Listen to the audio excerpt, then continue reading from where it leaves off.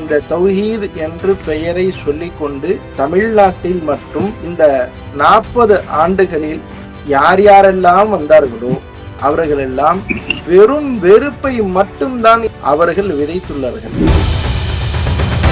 என்ன எதுனே தெரியாத ஒரு பாமர மக்களை கூட அதனுடைய பேசிக் தெரியாட்டியும் அந்த வெறுப்பு போய் படிஞ்சிருச்சு. அந்த வெறுப்பு நிறைய சமுதாயத்தில் இருந்த நல்ல நல்ல விஷயங்களை கெடுத்து குட்டி சுவராயிடுச்சு. இமாம்களுக்கும் மக்களுக்கும் முஸ்லிம்களுக்கும் மத்தியில் அந்த ஒற்றுமைய பிரிக்கிறது மட்டும்தான் இவங்களுடைய மிக பிரதானமான நோக்கமா இருந்தது. அதுக்கு இவங்க கட்டமைச்ச பிரச்சாரங்கள்லாம் பாத்தீங்கன்னு சொன்னா ரொம்ப ஒரு ஏற்கவே முடியாத நிலைமையில இருக்கக்கூடிய விஷயங்கள். ஒட்டு மொத்தத்துல சமுதாயம் பிரிஞ்சு கிடக்கு, உடஞ்சு கிடக்கு. இதை பார்க்கும் பொழுது நமக்கு இயல்பாக கோபம் வருது. எத்தனை இவங்கள் தங்களுக்குள்ள அதை அடக்கிக்கிட்டாங்க. தமிழ் காவேரி நேயர்கள் சார்பாக இந்த வரவேற்பறை அரங்கத்திற்கு வருகை தந்திருக்கக்கூடிய உங்களை அன்போடு வரவேற்கிறோம். இன்றைக்கு முகநூலிலும் சரி, மற்ற பதிவுகளிலும் மேடை பேச்சுகளிலும் ஒரு பரபரப்பான ஒரு வட்டத்தை, ஒரு நேயர் குழுமத்தை நீங்கள் ஏற்படுத்தி இருக்கிறீர்கள். அது ஒரு பெரிய ஆச்சரியமான விஷயம் எங்களுக்கெல்லாம். நான் நேரடியாகவே விஷயத்துக்கு வர்றேன். உங்களுடைய எழுத்தும் பேச்சும் இந்த தௌஹீத் ஜமாத் என்று சொல்லக்கூடிய அந்த இயக்கம், அதில் இருக்கக்கூடியவர்கள் மீது ஒரு கடுமையான, அவர்களோடு களமாடக்கூடிய, அவர்களை எதிர்த்து பேசக்கூடிய, மிக கடுமையாக விமர்சனம் செய்யக்கூடியவராங்க நீங்க இருக்கிறீங்க. இந்த தௌஹீத் ஜமாத் மீது உங்களுக்கு ஏன் அப்படி ஒரு ஒவ்வாமை, அப்படி ஒரு ஆவேசம்? தமிழ் காவேரி யூடியூப் சேனலுடைய நேயர்கள் அனைவருக்கும் அஸ்ஸலாமு அலைக்கும் வரஹ்மத்துல்லாஹி வபரகாத்துஹு. அதாவது உங்களுடைய கேள்வி என்னன்னு சொன்னா, ஏன் நீங்க தௌஹீத் ஜமாத் சார்ந்தவர்கள் மேல ரொம்ப அதிருப்தியை வெளிப்படுத்துறீங்க அப்படிங்கிறதா உங்களுடைய கேள்வி. அப்படி மட்டும் இல்ல, இந்த தௌஹீத் என்று பெயரை சொல்லிக்கொண்டு தமிழ்நாட்டில் மட்டும் இந்த 40 ஆண்டுகளில் யார் யாரெல்லாம் வந்தார்களோ அவர்களெல்லாம் தூய்மைவாதம் பேசக்கூடியவர்களாக இருந்திருக்கிறார்கள்.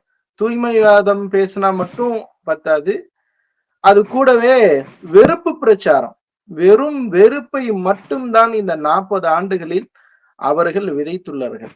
இது மட்டும் இல்ல, இந்த 40 ஆண்டுகள்ல அவங்க விதைச்சிருக்கிற இந்த வெறுப்பு அப்படிங்கிறது என்ன எதுனே தெரியாத ஒரு பாமர மக்களை கூட அதனுடைய பேசிக் தெரியாட்டியும் அந்த வெறுப்பு போய் படிஞ்சிருச்சு.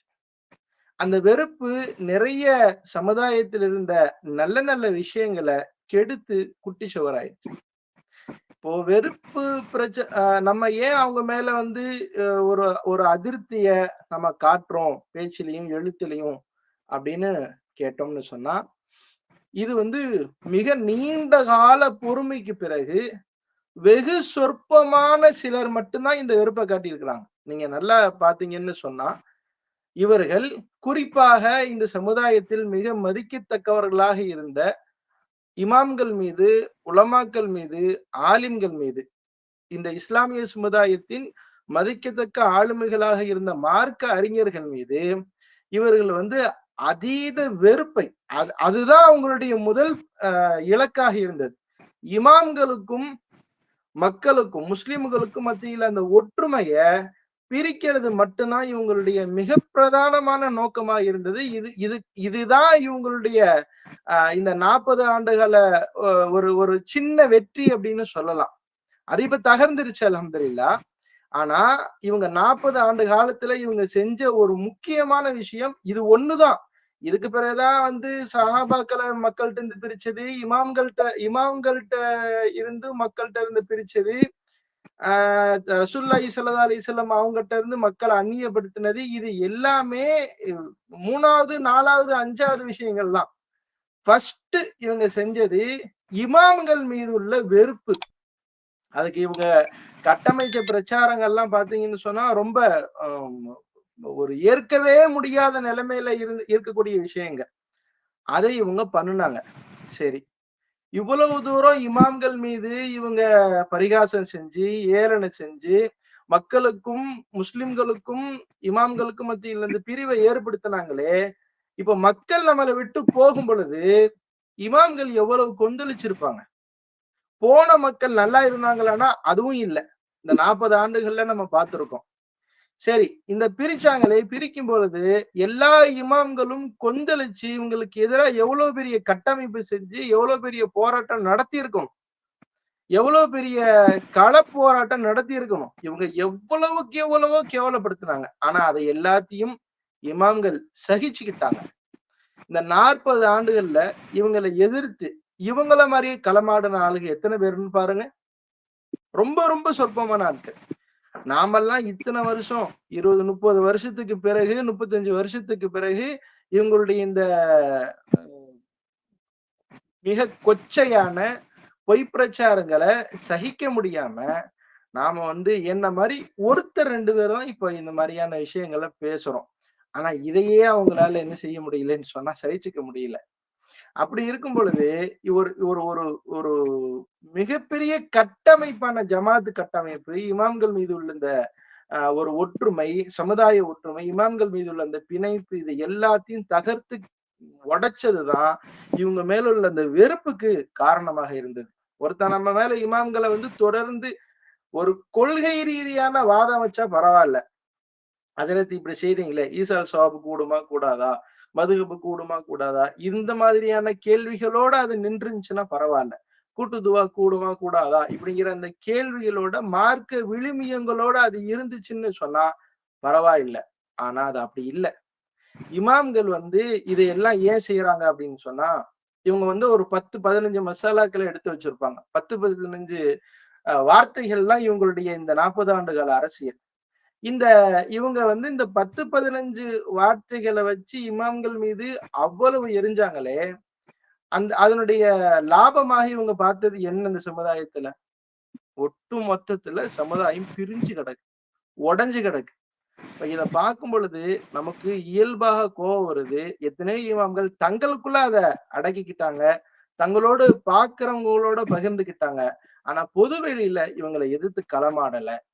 அப்போ நாம திருப்பி பேசும் பொழுது, எப்ப இமாம்கள் மேல இப்படி எல்லாம் கொள்கை ரீதியான ஏதாவது குற்றச்சாட்டு வச்சா பரவாயில்ல, நீங்க ரொம்ப மோசமான அநாகரிகமான வாதங்களை வைக்கும் பொழுது நாமளும் திருப்பி அதே மாதிரி அநாகரிகமான வாதங்களை வைக்கும் பொழுதுதான், அது இல்லாத பொருளாத நம்ம சொல்லல, இருக்கிறத சொல்லும் பொழுதுதான் அவங்களுக்கு திருப்பி அது சுடுது.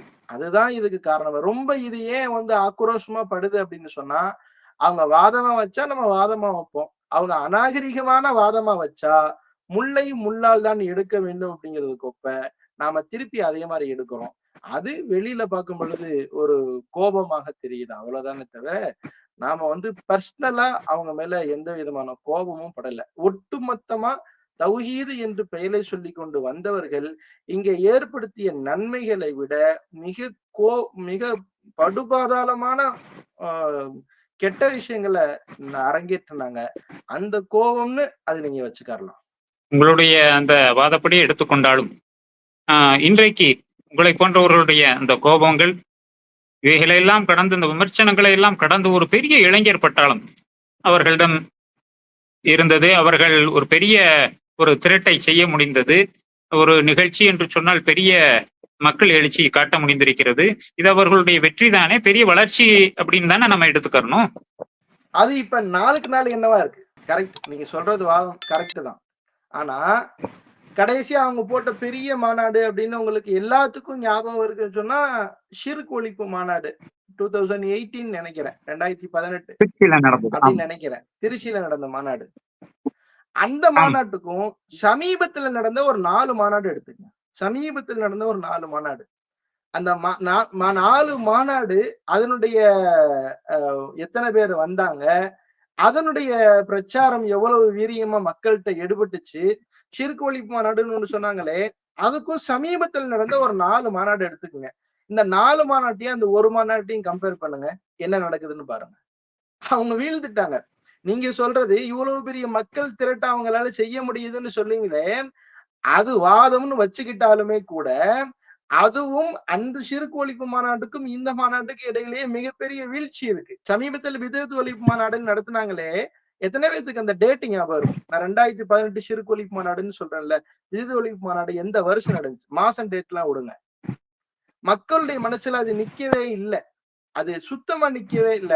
அது மிகவும் வீழ்ந்து விட்டது. 2017க்கு பிறகு இவர்கள் வீழ்ந்து விட்டார்கள். 2018 அந்த ஷிர்க் ஒழிப்பு மாநாடோடு இவர்கள் வீழ்ந்து விட்டார்கள். அதற்கு பிறகு அவங்க எந்திரிக்கவே இல்ல.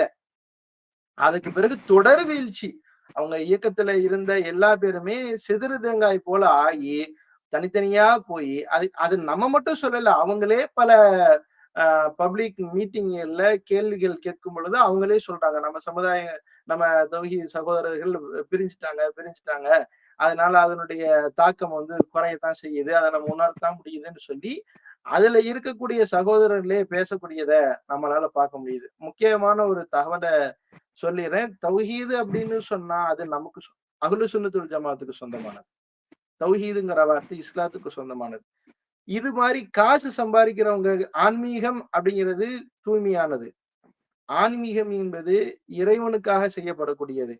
ஆனா ஆன்மீகத்தை காசுக்காக பயன்படுத்துறது மாதிரி தௌஹீது என்பது யதார்த்தமானது. லா இலாஹ இல்லல்லாஹ் அப்படிங்கிறது கலிமத்து தௌஹீது தான். ஆனா அந்த வார்த்தையை அவங்களுக்கு சொல்ல முடியாது. ஏன்னு சொன்னா அவங்க இதை எப்படி ஆன்மீகத்தை அவர்கள் காசாக ஆக்கக்கூடிய எத்தனையோ போலிகள் இருக்கிறார்களோ அது போன்று தௌஹீது என்ற வார்த்தையை சம்பாதிப்பதற்காக பயன்படுத்தியவர் இவர்கள். அதனாலதான் நம்ம இவங்களை சொல்லும் பொழுது தௌஹீத் ஜமாத்து, தௌஹீத்காரங்க அப்படின்னு சொல்லக்கூடாது. இவங்க வந்து போலி தௌஹீதியர்கள், போலி ஆன்மீகவாதிகள்னு சொல்ற மாதிரி போலி தௌஹீதிகள்னு சொல்றதுதான் சரியான வார்த்தை பிரயோகம். இல்லாட்டின்னு சொன்னா தௌஹீது, உண்மையான தௌஹீதுல யார் இருக்காங்களோ அவங்களையும் சேர்த்து இந்த வார்த்தை தாக்கும். அது ஏற்புடையதாக நம்மகிட்ட இல்ல. அதனால போலி தௌஹீதர்கள் அப்படிங்கிற வார்த்தையை பயன்படுத்தலாம். அதே மாதிரி நீங்க சொன்னது, நீங்க இத்தனை பேரை எப்படி, இத்தனை இளைஞர்களை நீங்க சொன்னதுக்கு வாதத்துக்கு இதை நான் சொன்னேன், அது இப்படி இல்ல அப்படிங்கிறது. ஆனா எப்படி இத்தனை இளைஞர்களை இவங்க இழுத்தாங்க அப்படின்னு சொல்லி கேட்டா முழுக்க எல்லாமே முதல்ல இந்த அரபியில ஒரு பழமொழி சொல்லுவாங்க, குல்லு ஜதீதின் லதீதுன்னு சொல்லுவாங்க. எல்லா புதுசுமே ஆரம்பத்துல இன்பமா தான் இருக்கும், அது போக போக என்ன செஞ்சிடும், புளிச்சுரும்னு சொல்லுவாங்க. அதே சமயத்துல எல்லா புதுசும் புதுசல்ல. இப்போ 90ஸ்ல 80ஸ்ல எத்தனையோ ட்ரெஸ்ஸிங் இருந்தது, அந்த ட்ரெஸ்ஸுனுடைய மாடல்கள் இருந்தது. அதெல்லாம் வந்து பின்னாடி வரும் பொழுது பழசாச்சு. ஆனா இப்ப இந்த 2020க்கு பின்னால, 2015க்கு பின்னால எத்தனையோ மாடல்கள் ட்ரெண்டா நம்ம பாக்குறோம்.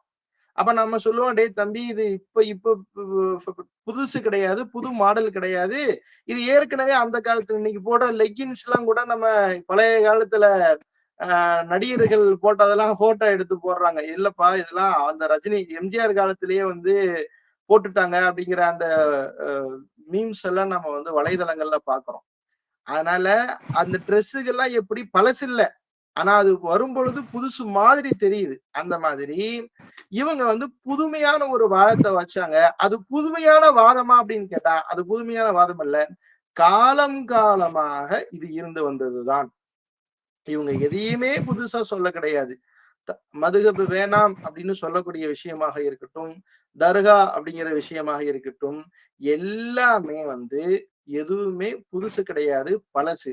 ஆனா அன்னைக்கு காலத்துல இவங்க சொன்ன விதமும் அதை அடுக்குன விதமும் எல்லாமே புதுசாக இருந்தது. அப்போ அது எல்லாத்துக்குமே என்ன செஞ்சது, புதுசா தெரிஞ்சது. உதாரணத்துக்கு ஒண்ணு சொல்றேன். அவங்க வந்து ஒரு பஞ்ச் டயலாக் அந்த சமயத்துல பேசிட்டே இருந்தாங்க. இறை ஒன்று, இறை வேதம் ஒன்று, இறை தூதர் ஒன்று, இஸ்லாம் ஒன்று, எல்லாமே ஒண்ணு, மதுவு மட்டும் ஏன் 4 அப்படின்னு கேட்டுட்டு இருந்தாங்கல்ல. இது அந்த காலத்துல மிகவும் ஃபேமஸான ஒரு டயலாக், அவங்களுடைய டயலாக். அது ஏன் இப்ப அவங்க மேடைகள்ல பேசுறது இல்ல? அந்த மேடைகள்ல இப்ப யாராவது கேட்டிருக்கீங்களா? சமீப காலத்துல கேட்டிருக்கீங்களா? அவர்களே நிறைய பிரிஞ்சுட்டாங்களோ? இப்ப அந்த டயலாக் இவங்க பேசுனாங்கன்னா இது அவங்கள்ட்ட திரும்பி கேட்கும். இது மட்டும் இல்ல, இந்த எல்லாமே ஒண்ணு மதுகு மட்டும் ஏன் 4ன்னு கேட்டாங்களே, இதுக்கு இவங்க அடுக்கின ஆயத்துகள், அன்னைக்கு உள்ள அந்த பேச்சுகள்லாம் நீங்க எடுத்து வச்சு பாருங்க. இன்னைக்கு அந்த அவங்க எதை சொல்லி வந்தாங்களோ அது எல்லாம் இப்ப அவங்களுக்கு எதிராவே திரும்பி நிக்குது. அவங்க பேசுற எந்த டயலாக்லயும் இப்பெல்லாம் பேச முடியல. ஏன்னா எதை சொன்னாலும் அதெல்லாம் இவங்ககிட்ட மறுபடியும் வந்துருச்சு. இவங்க 1400 வருடங்கள்ல குறைஞ்சது வச்சுக்க மதுகபு வந்து ஒரு 300 வருஷம், ஒரு 1000 வருஷம் வச்சுக்க. 1000 வருடங்களை தாண்டி இந்த மதுகபுகள் நிக்குது. வெறும் 40 வருஷத்துல, இந்த 1000 வருஷத்துல 4 மதுகபு 4 மதுகபா தான் நிக்குது. 5 ஆகல, 3 ஆகல, 2 ஆகல, 8 ஆகல, 4ஆவே தான் நிக்குது. ஆனா இவங்க வெறும் தமிழ்நாட்டுல மட்டும் இருக்கக்கூடிய இவங்க வந்த 40 வருஷத்துல எத்தனை ஆயிட்டாங்க? ஏன் ஆனாங்க? அவங்கதான் எல்லாமே ஒண்ணுன்னு சொல்லி வந்தாங்களே. தௌஹீதுன்னு சொன்னாலே ஏகத்துவம் தானே. எல்லாத்தையும் ஒருமைப்படுத்துவதற்காக வந்த இவங்க ஏன் இத்தனை ஆனாங்க? இவங்கள்ல பிரிஞ்சவங்கள்ல வந்து ஒருத்தர் சொல்றதை இன்னொருத்தர் ஏத்துக்கிறது இல்ல. அவரு சொல்றதை இவரு ஏத்துக்கிறது இல்ல, இவரு சொல்றதை அவரு ஏத்துக்கிறது இல்ல. மொத்தத்துல இவங்க இவங்க செஞ்ச மிகப்பெரிய ஒரு ஒரு சேதம், இந்த மார்க்கத்துல ஏற்படுத்திய சேதம் என்னன்னு சொல்லி கேட்டா, ஒழுக்கமாக இருந்த இமாம்கள், ஒழுக்கமாக 4 மதுகபுடைய இமாம்கள், அதே மாதிரி ஒழுக்கமாக இருந்த ஷேகுமார்கள், ஒழுக்கமாக இருந்த அவுலியாக்கள், இவங்களுடைய வாழ்க்கை சரிதங்கள் எதையுமே ஏத்துக்காத, அல்லாஹும் ரசூலும் மட்டும்தான் இப்படின்னு சொல்லிட்டு வந்த இவங்க இன்டைரக்டா என்ன சொன்னாங்கன்னா, இவங்க எல்லாத்தையும் விட்டு என்ன பின்பற்றுன்னு சொன்னாங்க. நீங்க நல்லா கவனிச்சு பாத்தீங்கன்னா தெரியும்.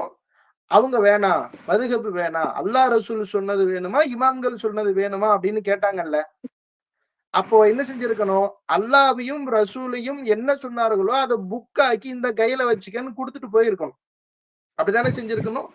அல்லது குரான் ஆயத்தையோ அல்லது குரானுடைய வசனங்களையோ, மொத்தத்துல குரானுடைய தர்ஜுமாக்கள் எல்லாத்தையுமோ அல்லது ஹதீசுகள் எல்லாத்தையுமோ ஒரு ஆடியோ புக்கா மாத்தி கையில தந்திருக்கணும். ஒண்ணு கேட்டுக்க அல்லது படிச்சுக்க அப்படின்னு சொல்லி கொடுத்திருக்கணும்.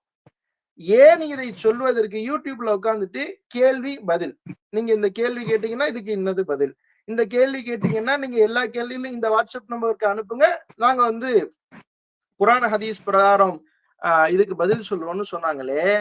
இமாம்களுடைய இடத்துல இப்ப இவங்க உட்கார்ந்துக்கிட்டாங்க. இதேதானே இமாம்கள்ட்டையும் நடந்துச்சு.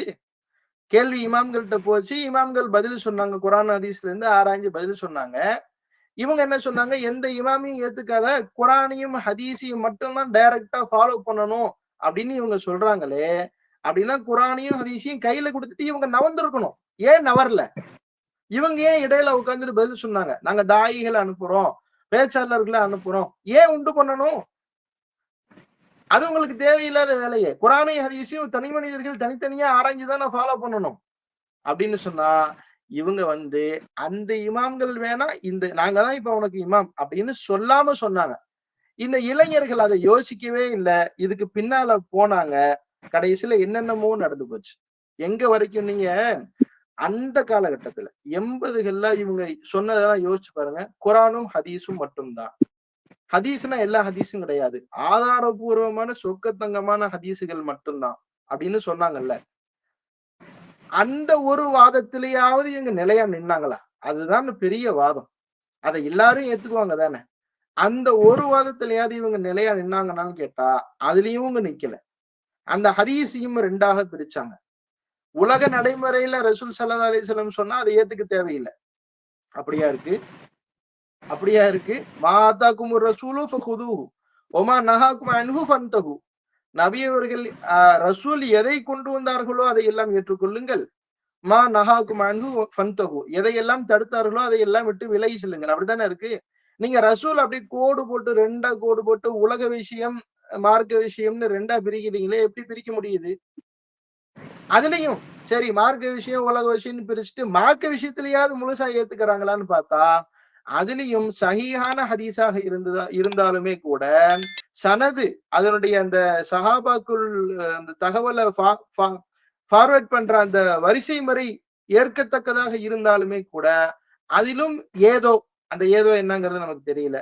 ஏதோ இதுல வந்து கலப்படம் நடந்து அந்த தகவல் கெட்டு விட்டது அப்படின்னு சொல்லி இவங்க புத்தி ஏற்காத விஷயங்கள்லாம் அதுல கொண்டு போய் புகுத்தி அதை எல்லாத்தையும் மறுக்கிறாங்க. ஹதீஸையும் மறுக்க ஆரம்பிச்சிட்டாங்க. ஹதீஸையும் நிராகரிக்கிறாங்க. இந்த 40 ஆண்டு காலத்துல இவங்க பின்னால் போன அந்த இளைஞர்கள் யோசிக்கணும், இமாம்கள் வேணாம்னு சொல்லிட்டு கடைசியில இவங்களை தான் நம்ம ஃபாலோ பண்றோம். உண்மையா இல்லையா? குரான் ஹதீஸ ஃபாலோ பண்ண எனக்கு ரொம்ப வேடிக்கையான விஷயம். எனக்கு இந்த களத்துக்கு வந்த பிறகு அதிர்ச்சியா இருந்த ஒரு விஷயமும் தகவலும் இதுதான். குரானு ஓதவே தெரியல உனக்கு. நீ எப்படி குரானையும் ஹதீஸையும் நீ பார்த்து ஆராய்ஞ்சு ஃபாலோ பண்ணுவ? அப்படிங்கிற கேள்விக்கு யாராவது ஒருத்தராவது அப்படிலாம் கிடையாது.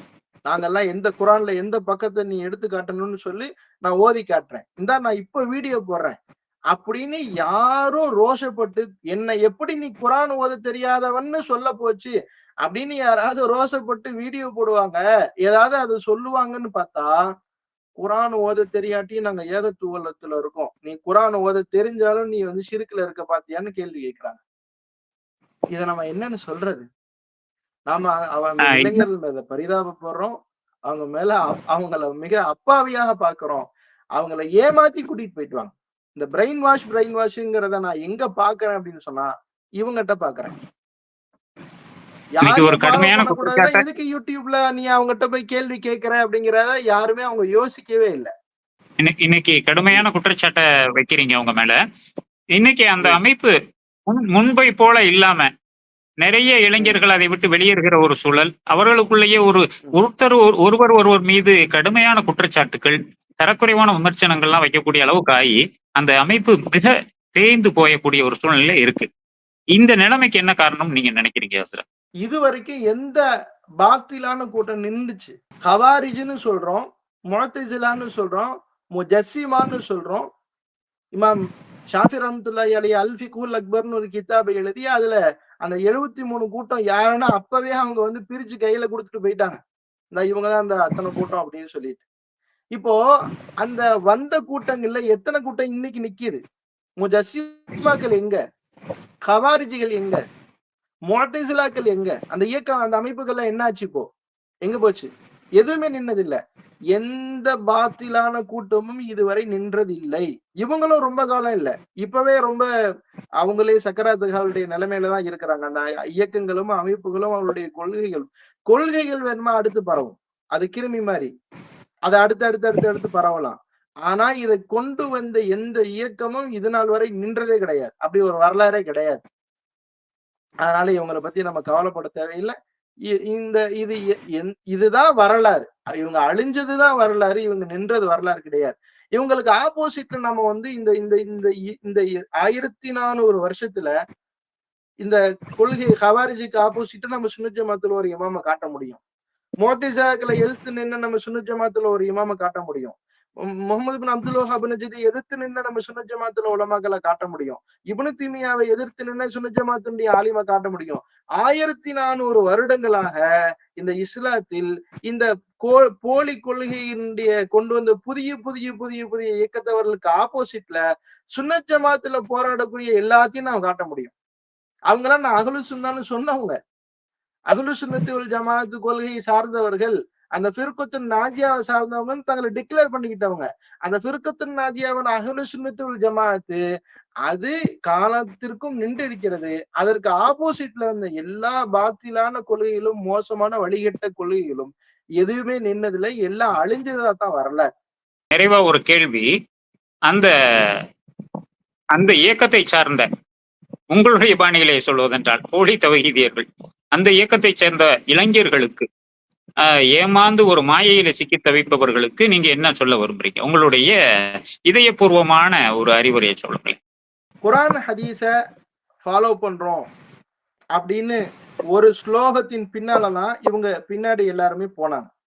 ஒரே ஸ்லோகம், குரான் ஹதீஸ் மட்டும்தான், வேற யாரும் கிடையாது. எல்லாத்தையும் தூக்கி ஏறி சஹாபாக்களா இருந்தாலுமே பின்பற்றக்கூடாதுதான். சஹாபாக்கள் குரான் ஹதீஸ்க்கு முரண்பட்டு நடந்தால் அவங்களையும் தூக்கி எறின்னு போனாங்க.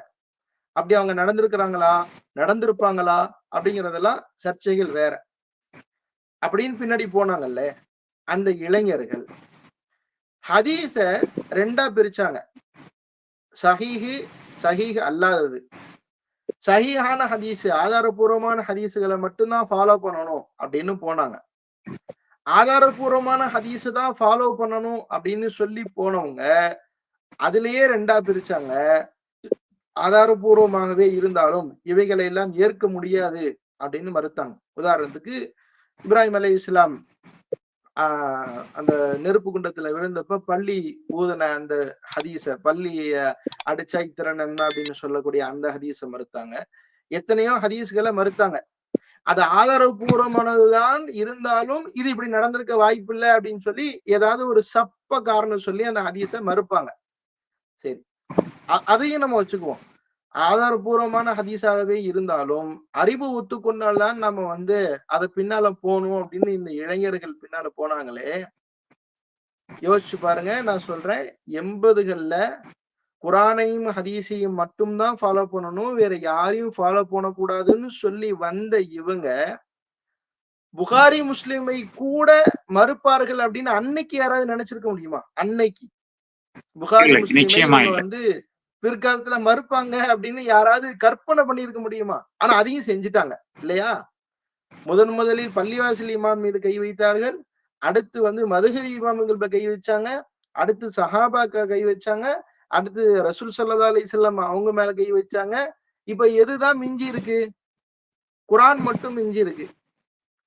குரான்லயும் கூட அவங்க எழுத்து பிழைகள் இருக்குன்னு சொல்லி கை வச்சு அது ஒரு விவாதமே பண்ணாங்க தூத்துக்குடியில.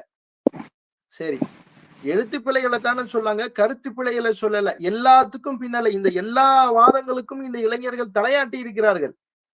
அடுத்து குரானை மட்டும்தானே கை வைக்கலன்னு நீங்க நினைக்காதீங்க. சஹீஹான ஹதீசுகள் அவைகள் ஆதாரபூர்வமாக இருந்தாலும் அவைகளை நாம் ஏற்கக்கூடாது. அவைகளில் சிலதை ஏற்கக்கூடாது.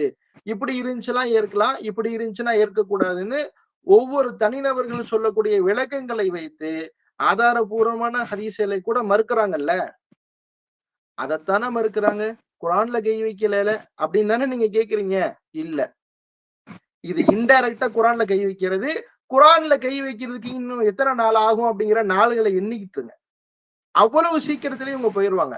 உதாரணத்துக்கு ஒண்ணு சொல்றேன். ஒரு சஹாபி நபி ஸல்லல்லாஹு அலைஹி வஸல்லம் அவங்க ஒரு குதிரையை வாங்குறாங்க. இது இது இது ஹதீஸ். இந்த ஹதீஸை நான் சொல்லிட்டு இந்த சம்பவத்தை சொல்லிட்டு நான் வர்றேன். ஒரு சஹாபி ரசூல் ஸல்லல்லாஹு அலைஹி வஸல்லம் அவங்க ஒரு சஹாபிட்ட ஒரு மனிதர்கிட்ட போய் ஒரு குதிரையை வாங்கிட்டு வர்றாங்க. என்ன சொல்லி பேசுறாங்கன்னு சொன்னா, இந்த மாதிரி இந்த குதிரையை நான் வாங்கிக்கிறேன், வீட்டுல காசு வச்சிருக்கேன், வந்து வாங்கிக்கோங்க. இஸ்லாமிய முறை பிரகாரம் நான் இந்த குதிரையை வாங்கிட்டேன் அப்படின்னு சொல்லிட்டா, நான் உங்களுக்கு வித்துட்டேன்னு சொன்னா கதை முடிஞ்சதுதான். இது வியாபாரம் ஆயிருச்சு. காசு வீட்டுக்கு வாங்க தர்றேன்னு சொல்லிருந்தே இவரு ரசூல் ஸல்லல்லாஹு அலைஹி வஸல்லம் முன்னாடி போறாங்க காசு எடுத்து தர்றதுக்காக வேண்டி. அந்த மனிதர் பின்னாடி அந்த குதிரைய ஓட்டிக்கிட்டே வர்றாரு. வரும் பொழுது குதிரையினுடைய அழகை பார்த்துட்டு எல்லா பேருமே விசாரிக்கிறாங்க, என்னப்பா இந்த குதிரை நல்லா இருக்கு, இது எவ்வளவு சொல்றீங்க, என்ன சொல்றீங்கன்னு. ரசூலுல்லாஹ்ட்ட இவர் வித்துட்டாரு அப்படிங்கிற தகவல் யாருக்கும் தெரியாது. அதனால அதை விலை பேசுறாங்க. இது பின்னாடி நடந்துட்டு இருக்கு. இது நல்ல விலைக்கு போகும் போல தெரியுது, நாம இவர்கிட்ட கம்மியான விலைக்கு வித்துட்டோம் போல தெரியுதேன்னு சொல்லிட்டு அந்த மனுஷன் திடீர்னு ரசூலுல்லாஹ் போயிட்டு இருக்கும் பொழுது முன்னாடி கூப்பிட்டு கேட்கிறாரு, முகமதே, நீங்க இந்த இந்த குதிரையை இப்ப வாங்குறதுன்னா இப்ப வாங்கிக்கோங்க காசு கொடுத்து, இல்லாட்டின்னு சொன்னா நான் இங்க வேற யாருக்காச்சும் விற்க போறேன் அப்படின்னு சொல்லும் பொழுது ரசூல் ஸல்லல்லாஹு அலைஹி வஸல்லம் அவங்க சொன்னாங்க, நீதான் எனக்கு வித்துட்டியே, அவ லைஸ கது பிஅத்துஹு பின்க, நான் உங்ககிட்ட இருந்து வாங்கிட்டேனே அப்படின்னு சொல்லும் பொழுது அந்த ஆராபி சொன்னாரு, லா வல்லாஹி மா பிஅத்துகஹு, அல்லாஹ் மீது ஆணையாக நான் இதை உன்னிடத்தில் விற்கவில்லை அப்படின்னு சொல்றாங்க. மாத்தி மாத்தி இது போகுது, வித்துட்ட இல்ல விக்கல, வித்துட்ட விக்கல அப்படிங்கிற சர்ச்சை போயிட்டு இருக்கும் பொழுது அப்ப அந்த அந்த மனுஷன் கேக்குறாரு, ஹலும்ம ஷாஹிதன், வாங்கிட்டீங்கன்னு சொன்னா வாங்கினதுக்கு ஆதாரம் கொண்டு வாங்க, சாட்சி கொண்டு வாங்க அப்படின்னு சொல்லும் பொழுது அந்த இடத்துல ஹுசைமத்து சாபித் ரலியல்லாஹு அன்ஹு அப்படிங்கிற அந்த கூட்டத்துல அந்த சஹாபி நின்னாங்க. நிக்கும் பொழுது அவங்க சொல்றாங்க, ஆமா அண்ணா அஷ்ஹது அன்னக கத் பாயஅதஹு, நான் சாட்சி சொல்கிறேன், நீங்க அவர்கிட்ட இருந்து வாங்கிட்டீங்க, வியாபாரம் முடிஞ்சிச்சுதான் அப்படின்னு நான் சாட்சி சொல்றேன் அப்படின்னு அவர் சொல்றாரு. ரசூல் ஸல்லல்லாஹு அலைஹி வஸல்லம் அவங்க அப்புறம் கேட்டாங்க, முடிஞ்ச பிறகு பீம தஷ்ஹத், அந்த இடத்துல யாரும் இல்லைன்னு எனக்கு தெரியும், எதை வச்சு நீங்க சாட்சி சொன்னீங்க அப்படின்னு ஹுசைமத்து சாபித் ரலியல்லாஹு அன்ஹு ரசூல் ஸல்லல்லாஹு அலைஹி வஸல்லம் கேக்குறாங்க. அப்ப அந்த மனுஷன் சொன்னாரு, ஹுசைமா ரலியல்லாஹு அன்ஹு சொன்னாங்க, பி தஸ்தீக யா ரசூலல்லாஹ், யார சொல்லலாம், நீங்க அல்லாஹ்வுடைய தூதர்னு நம்பிட்டோம். அதையே நம்பும் பொழுது அந்த விஷயத்திலேயே நாங்க உங்கள நம்பிட்டோம். எங்க வாழ்க்கைய உங்களுக்கு குடுக்க துணிஞ்சுட்டோம் அப்படிங்கும் பொழுது, இந்த குதிரை விஷயத்திலயா நீங்க பொய் சொல்லியிருக்க போறீங்க? அதனால உங்களையே நம்பிட்டோம். அந்த குதிரை விஷயத்துல நீங்க பொய் சொல்லியிருப்பீங்கன்னு நம்புனா, அப்ப நான் என்ன முஃமின் அப்படிங்கிற அர்த்தத்துல தஸ்தீகிக்க யா ரசூலல்லாஹ் அப்படின்னு சொன்னாங்க. அப்ப ரசூல் ஸல்லல்லாஹு அலைஹி வஸல்லம் சொன்னாங்க, ஷஹாதத்து ஹுஸைமத்த பி ஷஹாதத்தி ரஜுலைனி. வேற ஒரு இடத்துல சொன்னாங்க, மன் ஷஹிதஹு ஹுஸைமத்து அவ் ஷஹித அலைஹி ஃபஹஸ்புஹு. குசைமா யாருக்காவது சாட்சி சொன்னான்னு சொன்னா, இஸ்லாமிய முறை பிரகாரம் ஒரு வழக்குக்கு 2 சாட்சிகள் வேணும். 2 ஆண் சாட்சி வேணும். இதுதான் இஸ்லாமிய சட்டம். ஹுசைமா ரலியல்லாஹு அன்ஹு மட்டும் இந்த நிகழ்வுக்கு பிறகு ஹுசைமா ரலியல்லாஹு அன்ஹு மட்டும் சிறப்பு சலுகையா ரசூலுல்லாஹ் சொன்னாங்க. ஒரு விஷயத்துக்கு ஹுசைமா ஒண்டி ஆளா வந்து சாட்சி சொல்றாருன்னு சொன்னா, அந்த ஒரு சாட்சியே 2 சாட்சிகளுக்கு போதுமானதுன்னு ரசூல் ஸல்லல்லாஹு அலைஹி வஸல்லம் அவங்க ஹுசைமத்து பின் சாபித் ரலியல்லாஹு அன்ஹு அவங்களுக்கு ஒரு சிறப்பு சலுகையை கொடுக்குறாங்க. இது முடிஞ்சுதா? இந்த சம்பவத்தை இவங்க மறுக்கிறாங்க. இப்படி எல்லாம் நடந்திருக்காது. இதுக்கெல்லாம் வாய்ப்பு இல்ல. ஏன் சொல்றாங்க? எப்படி சொல்றாங்க? அதெல்லாம் தனி சாப்டர். அது வந்து சப்ப காரணம். அது என்ன ஏதுங்கிறது தனி வழக்கு. அந்த வழக்கு விட்டுருங்க. இது மாதிரி எத்தனையோ ஹதீஸ்களை இவங்க மறுத்திருக்கிறாங்க. இந்த ஹதீஸ மறுத்துட்டா அப்ப என்ன ஆகுது? இந்த ஹதீஸ் இப்படி ஒரு நிகழ்வே நடக்கல அப்படின்னு ஆயிருதா? நடக்கலைன்னு சொன்னா நாம அடுத்து ஒரு கேள்வி கேட்கிறோம். பின்னாளில் ரசூல் ஸல்லல்லாஹு அலைஹி வஸல்லம் வஃபாத்துக்கு பின்னால் அபூபக்கர் ரலியல்லாஹு அன்ஹு காலகட்டத்திலே உமர் ரலியல்லாஹு அன்ஹு போய் அபூபக்கர் ரலியல்லாஹு அன்ஹு சொல்றாங்க, இந்த மாதிரி போர்கள்ல யமாமா போர்ல நிறைய சஹாபாக்கள் வஃபாத் ஆயிட்டாங்க. ஹாஃபில்கள் குரானை மனனம் செஞ்சவங்க வஃபாத் ஆகுறாங்க. அதனால நாம வந்து வேற வழி இல்ல. நம்ம வந்து இது பண்ணுவோம். குரானை வந்து ஏடுகள்ல ஒண்ணு சேர்ப்போம் நம்ம. மனிதர்களை மட்டுமே நம்பிட்டு இருந்தா சரி வராது. அதுவும் பண்ணுவோம். ஆனா குரானை நம்ம ஒண்ணு சேர்ப்போம் அப்படிங்கிற அந்த பணிக்கு உமர் ரலியல்லாஹு அன்ஹு அபூபக்கர் ரலியல்லாஹு திரும்ப திரும்ப வலியுறுத்துறாங்க. அபூபக்கர் ரலியல்லாஹு ஆரம்பத்துல மறுக்கிறாங்க. பின்னால ஒத்துக்கிறாங்க. அப்புறம் ஸைத் ரலியல்லாஹு அன்ஹு அவங்ககிட்ட தான் இந்த பொறுப்பை கொடுக்குறாங்க. இது அப்படியே நடக்குது. ஸைத் ரலியல்லாஹு அன்ஹு அவங்ககிட்ட இந்த பொறுப்பு கொடுத்த பிறகு ஸைத் பின் சாபித் ரலியல்லாஹு இந்த வேலையை கொடுத்ததுக்கு காரணம் அவங்க தான் வந்து காத்திபுல் வஹியா இருந்தாங்க. ரசூலுல்லாஹ் வந்து வஹி வந்துச்சுன்னு சொன்னா அந்த வஹியை உடனே எழுதுறதுக்கு சில பேரை நிர்ணயிச்சிருந்தாங்க. அத ஒருத்தர் ஸைத் பின் சாபித் ரலியல்லாஹு அன்ஹு அவங்க சொல்றாங்க, இந்த மாதிரி நாங்க வந்து ஸைத் பின் சாபித் ரலியல்லாஹு அன்ஹு அவங்களுடைய தலைமையில குரானை தொகுக்கிற இந்த வேலை நடக்குது. இந்த வேலை நடந்து கொண்டிருக்கும் பொழுதேவும் குரான்ல தௌபா சூரத்து தௌபாவுடைய கடைசி 2 வசனங்கள் நம்ம சுபஹான மௌலிதுல எல்லாம் ஓதுவோம். நீங்க கேள்விப்பட்டிருப்பீங்க. லக்கத் ஜாஅக்கும் ரசூலும் மின் அன்ஃபுசிக்கும் அஸீஸுன் அலைஹி மா அனித்தும் ஹரீஸுன் அலைக்கும் பில் முஃமினீன ரഊஃபுர் ரஹீம் ஃபஇன் தவல்லவ் ஃபகுல் ஹஸ்பியல்லாஹு லா. அந்த ஆயத்து இருக்கு இல்லையா? அந்த கடைசி சூரத்து தௌபாவுடைய கடைசி 2 ஆயத்துகளை ஒரே ஒரு மனிதர்கிட்ட தான் இருக்கு. இந்த சஹாபிட்ட தான் இருக்கு. ஹுசைமத்து பின் சாபித் ரலியல்லாஹு அன்ஹு அவங்ககிட்ட தான் இந்த ஆயத்து. எல்லா பேத்துக்குமே தெரியுது. அந்த அந்த அந்த சாட்சிகளுடைய கணக்கு என்னன்னு சொல்லி கேட்டா, நபி அவர்கள் அந்த வஹி வந்தோடனே ரசூலுல்லாஹ் யாரையாவது கூப்பிட்டு இந்த ஆயத்தை ஓதி காமிப்பாங்கல்ல, ரசூல் ஸல்லல்லாஹு அலைஹி வஸல்லம் அவங்களிடமிருந்து நேரடியாக அந்த சஹாபி அந்த ஆயத்தை கேட்டுக்கணும். இதான் சாட்சி. அந்த அடிப்படையில இந்த ஆயத்தை ஹுசைமா ரலியல்லாஹு அன்ஹு அவங்க மட்டும்தான் இந்த குரான் தொகுக்கப்படக்கூடிய இந்த காலகட்டத்துல ரசூலுல்லாஹ்ட்ட இருந்து கேட்ட ஒரே சஹாபினா ஹுசைமத்து பின் சாபித் ரலியல்லாஹு அன்ஹு அவங்கதான். வேற யாரும் கிடையாது. ஒண்ணு இல்லையா அல்லது மத்த எல்லா பேருமே இந்த மாதிரி காலத்துல வஃபாத் ஆயிட்டாங்களா, போர்கள்லயும் மத்ததுலயும் வஃபாத் ஆயிட்டாங்களா தெரியல. இந்த கணக்கு பிரகாரம் இந்த ஒரு சஹாபி தான் இருக்கிறாங்க. உஸ்மான் ரலியல்லாஹு அன்ஹு அவங்கள்ட்ட தகவல் போகுது. ஸைத் சாபித் ரலியல்லாஹு இந்த களப்பணியில இருக்கும் பொழுது கேட்கிறாங்க, எல்லா ஆயத்துக்குமே 2 சாட்சி வேணும். குல் ஹுவல்லாஹு அஹத் அப்படிங்கிற இந்த ஆயத்து இருக்குன்னா இந்த ஆயத்துக்கு குறைஞ்சது ரசூலுல்லாஹ்ட்ட இருந்து நேரடியாக கேட்ட 2 சஹாபியாவது வேணும். இந்த மாதிரி குரான்ல 6666 ஆயத்து இருக்குன்னு சொன்னா ஒவ்வொரு ஆயத்துக்கு மேல குறைஞ்சது 2 சஹாபியாவது இருப்பாங்க. ஆனா இந்த ஆயத்துக்கு மட்டும் ஹுசைமா ரலியல்லாஹு அன்ஹு ஒரு சாட்சி தான் இருக்கிறாங்க. உஸ்மான் ரலியல்லாஹு அன்ஹுட்ட இந்த தகவல் போகும் பொழுது நீங்க அது குரான்ல எழுதிருங்க அப்படின்னு சொல்லிட்டு இந்த சம்பவத்தை மேற்கோள் காட்டுறாங்க. எந்த சம்பவத்தை? இந்த குதிரை வாங்கிட்டு இரண்டு வந்தாங்கல்ல, சாட்சி, ஷஹீத் மன் ஷஹீத லஹு இரண்டு சாட்சிக்கு சமம். ஹுசைமத்து ஹஸ்பு அப்படின்னு சொன்னாங்கல்ல. ஹுசைமா சாட்சி சொன்னாலே அது 2 சாட்சியுள்ள இடம் தானே சொன்னாங்கல்ல. அப்ப இதுக்கு 2 சாட்சி கிடைச்சிருச்சு அப்படின்னு சொல்றாங்க. நான் இப்ப கேள்வி கேட்கக்கூடியது, இந்த ஹதீஸ் இவங்க மறுத்துட்டாங்க. மறுக்க போறாங்க இல்ல, மறுத்துட்டாங்க. அப்படின்னு சொன்னா இந்த ஆயத்தினுடைய நிலை என்ன? குர்ஆன் நன்னு மறுக்கல அப்படின்னு நினைச்சிட்டு இருந்தீங்கல்ல, ஹதீஸ தானே மறுத்துட்டு இருக்கிறாங்க ஆதாரபூர்வமா இருந்தாலும் நினைச்சீங்கல்ல. குர்ஆன் நிக்கிறதே ஹதீஸ வச்சுதான்.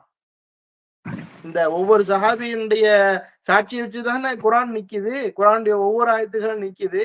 அப்படின்னு சொன்னா இந்த 2 ஆயத்துகளை குர்ஆனில் இருந்து வைப்பதா எடுத்து விடுவதா?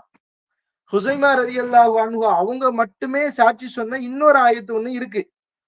சதகு அப்படின்னு அந்த ஆயத்தை ஆரம்பிக்கும். மினல் முஃமினீன ரிஜாலுன் சதகு மா அஹதுல்லாஹ் அலைஹி, அஹ்ஸாபுனுடைய 23வது ஆயத்து. அதையும் ஹுசைமா ரலியல்லாஹு அன்ஹு ஒத்தாலன்னு தான் சாட்சி சொல்லிக்கிறாங்க. அதுக்கு இன்னொரு சாட்சி இல்ல, தொகுக்கும் பொழுது இல்ல. ஆனா எல்லாத்துக்கும் தெரியுது இது வந்து குர்ஆன்ல உள்ள ஆயத்து தான்னு. ஆனா சாட்சி இல்ல. அப்ப இவங்க இந்த ஹதீஸ வச்சு ஹுசைமா சாட்சி சொன்னா 2 சாட்சின்ற இடம் தான் குர்ஆன்ல சேர்த்துருங்க அப்படின்னு சொல்லி இதை சேர்க்கிறாங்க. குர்ஆனை மறுக்க மாட்டார்கள் என்று நினைக்கக்கூடியவர்கிட்ட நான் கேட்கிறேன், இந்த ஆயத்து இப்ப குர்ஆன்ல இருக்குமா இருக்காதா? இந்த ஹதீஸ மறுத்துட்டீங்களே, நெக்ஸ்ட் என்ன போ? அதோட நெக்ஸ்ட் லெவல் இதுதானே. அதனால குர்ஆனையும் ஹதீஸையும் மட்டும் நம்பி போகணும்னு போனீங்களே, உங்களுடைய இனி வரக்கூடிய காலங்கள்ல எல்லாத்துக்கும் தலையாட்டிக்கிட்டே வந்தீங்க. இமாம வேணாமா? வேணாம். மதுஹப் இமாம்கள் வேணாமா? வேணாம். சஹாபாக்கள் வேணாமா? வேணாம். அவங்க ஏதாவது சொன்னா வேணாம். ரசூலுல்லாஹ் அது உலக அடிப்படையில சொன்னா அதுவும் வேணாம். ஆதாரபூர்வமா இல்ல அவர் சொல்லிட்டாரு, ஆதாரபூர்வமா இருந்தாலுமே கூட வந்து அறிவு ஒத்துக்கல, அது வேற மாதிரி இருக்கு, அதனால வேணாம். சரி வேணாம். அப்ப அது வேணாம்னா குர்ஆன் ஆயத்து வேணாம் அப்படின்னு சொல்லக்கூடிய சமுதாயம் உருவாவதற்குன்னு எவ்வளவு காலம் பிடிக்கும்? எல்லாத்தையும் தலையாட்டிட்டு போனவன் எதுக்கு ஏன் தலையாட்ட மாட்டான்?